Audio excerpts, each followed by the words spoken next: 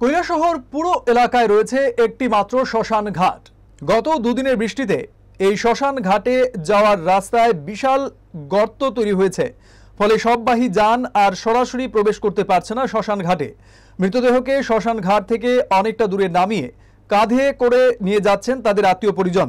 গত দুদিনের বৃষ্টিতে ব্যাপক ক্ষয়ক্ষতি হয়েছে এই শ্মশান ঘাট যাবার রাস্তাটির। স্থানীয়দের দাবি, এই রাস্তাটি খুব শীঘ্রই সংস্কার করা দরকার, না হলে মৃতদেহ সৎকার করতে ভীষণই সমস্যার সম্মুখীন হচ্ছেন স্থানীয় জনগণ। মানুষের বাড়ি করে বান ভেঙে দিতেছে, এমনি মরা লাশ আনতে খুব কষ্ট হইতেছে। শ্মশান ঘাট একটা সামনে, এবারে এটা হলো না, তারা অফিস তো কেউ আয় না, দেখাশোনা করে না। সমস্যা বলতে বাদের তো মাটিতে ফেলাইছে, সুন্দর কথা ভালো হয়েছে, কিন্তু বাদ তখন বাঙ্গারে বৃষ্টি ভেঙে যেতেছে।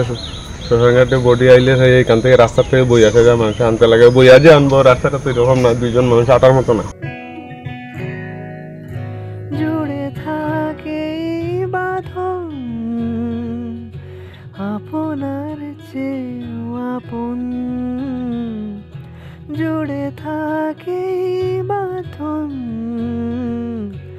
আপনার চেয়েও আপন, আপনার চেয়েও আপন।